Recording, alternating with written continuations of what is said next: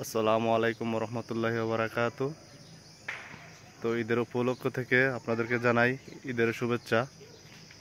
তো এখানে মূলত গিয়ে যারা মার্জা ভিসা কাজ করতে আসে প্রবাসে, মার্জা ভিসা যারা কাজ করতে আসে প্রবাসে, মূলত তারাই এই কাজগুলো করে থাকে।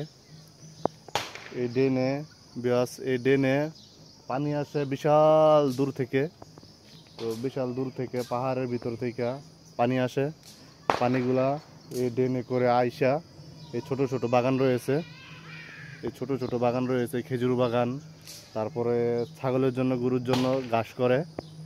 তো এই ঘাসগুলাতে এই ড্রেনের পানিগুলা দেওয়া হয়।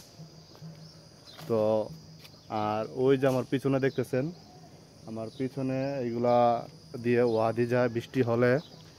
এই যে উঁচু উঁচু বাড়ি আছে, পাহাড় আছে, পাহাড়ের যে নিচের পানিগুলা ওয়াদি দিয়ে যায়। এই যে দেখেন, তো এই ড্রেনে দিয়ে পানিগুলা যায়। দেখেন ঘাস করে রাখছে। ছোট ছোট জায়গা থাকলে এরকম ঘাস করে ছাগলের জন্য, গরুর জন্য। আর গাছে রয়েছে খেজুর।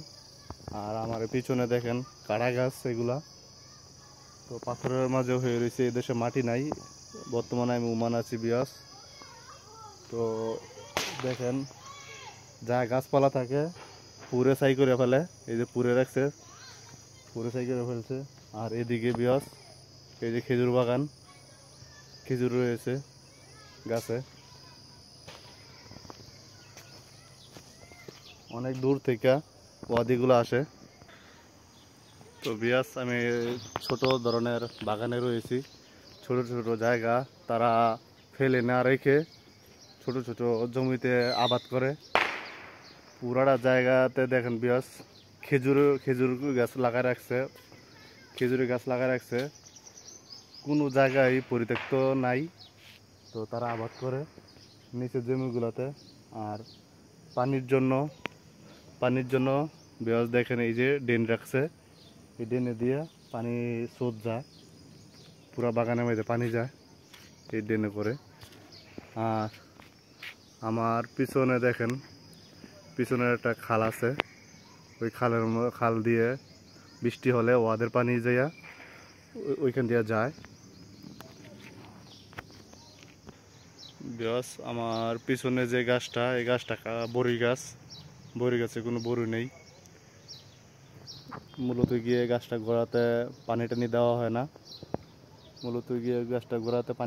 হয় না। এই কারণে মূলত ফুল আসলেও ঝরে যায় বড়িগুলা।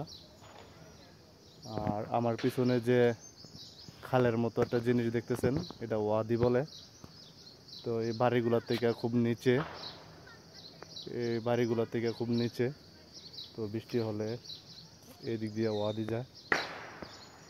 বিশাল বাগান রয়েছে আমার পিছনে দেখেন, বিশাল। এই যে চতুর্দিকে আমার খেজুরের বাগান রয়েছে। যারা মার্জা ভিসা আসেন তারাই মূলত গিয়ে এই বাগানে কাজ করতে হয়। গাদার মতো অনেক পরিশ্রম করতে হয়।